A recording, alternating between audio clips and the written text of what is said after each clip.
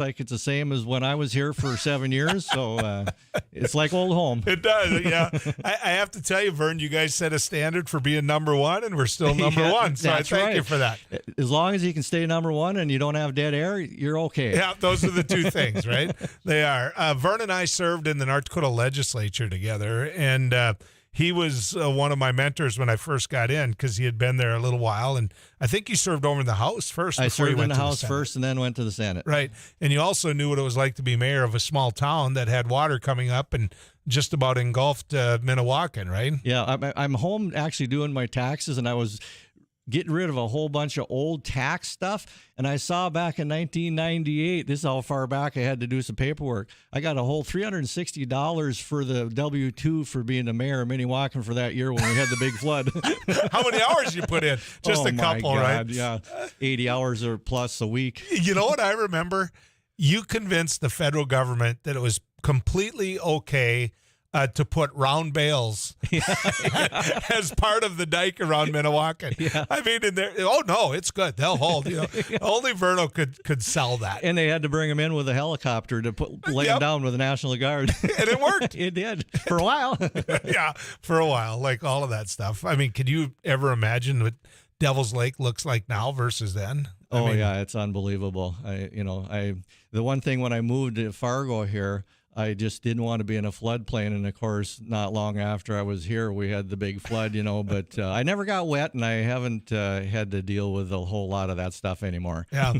For those of you that remember Vern, that voice and that name in radio, Vern, you worked a lot with Ed Schultz. You went on to his national show and his national platform. I mean, how many years did you work with Ed? About 8 years, and it was a great ride, part of being here, we did News and Views, and then we did the national radio show, and then I had to be involved with a TV show, and then a construction company, and after a number of years, I have to admit I got burnt out, but he kept a lot of balls in the air. Oh, absolutely, and we took him from a couple of stations, including Langdon was one of them, that is part of your family right now, and Needles, California. Those were the first two. And we got up to 3 million listeners on the radio for the national show, and over 110, I believe it was, affiliates. So, we had some success. I remember being there with you in the beginning when the debate over the national show was happening, and there was like 7 stations in the beginning, and some of those stations were just betting on the let's see, and you grew it into one of the major forces. It was great work, though, Vern. It really was. I'm proud of the work we did. Ed went from nowhere nationally to the 3rd or 4th most listened to talk show in America. I mean, and we were in the major leagues. Yep. And that led to a job on MSNBC and kept him, let's just say in the end, when we lost Ed, he owned a jet. Yeah. He actually, one of the jets he owned was Arnold Palmer's old jet that he traded off. So, exactly. So he did okay. You bet. Vern, the reason I asked you in today, other than to bring this new upstart, young, handsome man to you, right? Will Thompson, who's running for the Fargo City Commission. I'll visit with you in a sec, Will. But, was to talk to you about what's going on trucking, because that's what you do now. Describe to people what business you're engaged in and what business you're running now. Yeah. Well, my wife and I, Cindy, have what I call a mom and pop shop small business where we have 2 trucks that we're hauling mostly in the western part of the state of North Dakota, hauling those natural gas liquids, NGLs they call them, that you used to see being flared off all over, and that, really looked bad. The propane and the butane and the natural gasoline that was getting burnt up. That just wasn't a good thing. Anyway, we're hauling that stuff from some facilities, and like one of the places we haul is from the gas plant down out at Belfield, North Dakota, and we truck it all the way up into Manitoba, Cromer, Manitoba, to a facility that blends it and takes some of the bad crude oil and sweetens it up and makes it much better. And so these last number of years, that's what I've been doing. And, it's been, well, if I could find help, I could probably add another truck. They'll have as much work as I can handle until I'm ready to call it quits. And that's everywhere. I mean, Yep. that's everywhere. We're going to talk about that a little bit later with some business owners about how they just can't find help. And they've got some plans in place, or at least some ideas on what we could all do collectively to maybe change that. But let's focus on the trucking. Vern, there's a lot of people out there. There's Convoy in Canada talking about being able to cross over the border, how things are being regulated by the government. You get to see this stuff firsthand. What are you seeing out there? Well, we travel across the border daily. Taking the product from Western North Dakota up to Canada. So, we get to see it. It's been even with the pandemic, it's been a real smooth transition for us. And of course, as of January 15th, the Canadian government mandated that you have proof of vaccination, for the COVID. And those of us that, want to keep working, that's what we did. I've been vaccinated twice, boosted, and so on and so forth. And it's not a problem for us. But there are people that are so anti-vaccination that they'll give up their job, $100,000 a year salary, plus full insurance, plus bonuses, plus retirement, because they just aren't going to get vaccinated, no way, no how. And so what's happened on the Canadian side right now is we've got truckers that are protesting, and specifically in our region from Winnipeg down to Pemmican on Highway 75, and which hooks up to I-29 on the North Dakota side. Well, the old days that used to be a 2-lane, but now it's a 4-lane, just like I-29 is. And these caravans of protesters are traveling down the highway towards Pemmican, sometimes as slow as 5 miles an hour. Both lanes full. They won't let traffic get by, and they're just protesting that they want to do away with the mandate of having to be vaccinated crossing the border. I personally don't think they're going to get anywhere.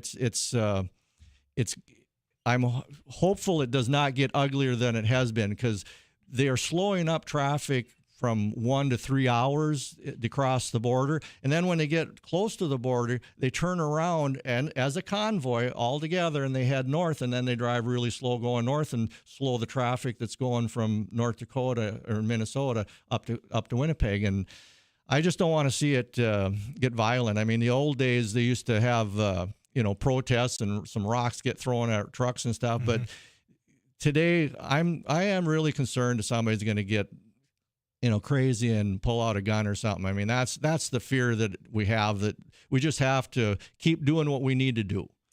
So, how long have they been doing it? How long do you know how long they are going to do it? Have they said, all right, we made our point yet? Or, I mean, at what point does life get back to normal before this protest? Not before COVID, but before this protest. Yeah, well, with the protest, I know at least 4 times that they've been running this convoy back and forth. There are plans for more. The Pemmican station is probably the 4th or 5th busiest border crossing from the East Coast to the West Coast. People don't realize that, but we have about 700 before the pandemic. We had about 700 plus billion with a B dollars of trade between the U.S. and Canada, and it was pretty close, half and half. We got fertilizer and right now today lumber. Yeah, lumber, a lot of lumber. Right now we got a lot of propane that's coming from Canada into northern Minnesota and into North Dakota, because Fort White, which is up by Winnipeg, they got a pipeline facility that comes in, and all that stuff just delays everybody and the normal course of business. I mean, we were really kind of coming back after the pandemic until this happened, and I think they're planning on doing more. And I've been told that some people want to do this on the North Dakota side as well, or on the U.S. side. So when the requirements come, and ponder this before the break, but when the requirements come, who are they the most mad at? Who, if they could just talk to one voice, do they think that they could fix this? So think about that. Vern Thompson's our guest. He runs a rig. He's got a couple of semis out there. We'll talk to him some more. But first, I got to get to the Weather Cave and find Mr. Too Tall Tom Szymanski. Amy, let's head over to the Weather Cave and talk to Tom. Tom? Cold out there. Wind chill headlines in effect for a good part of the region as I speak. Temperatures are not going to warm up all that much today. In fact, we're looking at temperatures to probably stay sub-zero in the northern areas and warm up to near. Sarah Heinrich. Tyler Access, your home. The Mighty 790 and 104.7 FM KFGO. The names you know, the voices you trust. Thanks for watching News and Views on YouTube. Don't forget to subscribe and like our page, and send us a text anytime at 35270.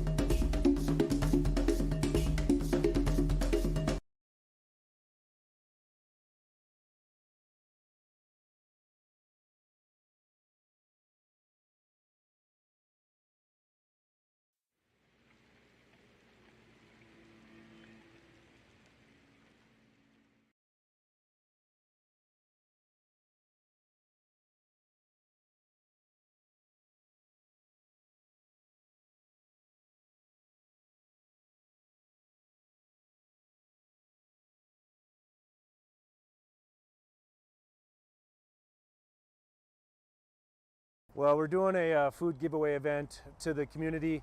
A lot of people are facing food insecurity at this time. As we can tell, we had to start about an hour early because we just had so many people lined up. So as people come up and they need whatever they need, volunteers are taking care of it. It's all contactless, so nobody has to get out. And just making sure whatever the greatest need. We're just giving the greatest good. When we're going until the food is out. As people are coming in, if they need 2 boxes and 2 gallons of milk, that's what we're giving. We don't want to leave anybody out. I was in the hospital, and I saw a flyer on the wall. And all the nurses were talking about taking people down there to get food and stuff. I got out last night. Got out of the hospital last night, and I said, man, I'm going to do this. When I came from Williston here, I lived on these streets for 3 years, caring. And that's what this is. That's the way I see it. Very helpful. I think it's going to be very helpful because I know people that are doing without. I think it's truly remarkable how much need there is out there.